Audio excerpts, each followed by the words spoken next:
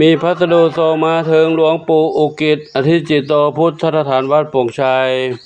ตำบลบ้านสาอำเภอเจ้าห่มจังหวัดลำปางจำนวน1 กระสอบเนาะซึ่งส่งมา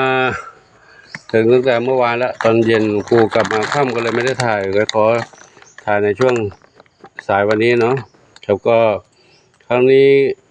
เขียนไว้ว่าเป็นทรายน้องเหมียวเดี๋ยวแกะดูข้างในเนาะครับแกะมาแล้วก็เป็นทรายน้องเหมียวจำนวนถุงละ5 ลิตร8 ถุงเนาะซึ่งส่งมาจากคุณโยมดวงเดือนสอนชัยก็ขออนุโมทนาสาธุขอบุญกุศลทั้งหลายเหล่านี้จงเป็นพระปัจจัยนุนำคำชูให้คุณโยมดวงเดือนพร้อมครอบครัวพบความสุขความเจริญมีความสุขกายสุขใจปรารถนาสิ่งใดขอได้ทุกความมุ่งมั่นปรารถนาทุกประการเทิ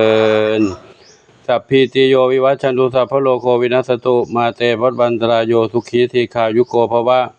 อภิวาทนาสิริสันนิจังวุธาปจายโนจัตตารโอธรรมาวัฏันติอายุวันโนสุขังพระลังสาธุสาธุสาธุซึ่งคุณโยมดวงเดือนก็ได้ส่งมาให้น้องเหมียวอยู่เป็นประจำเนาะครับก็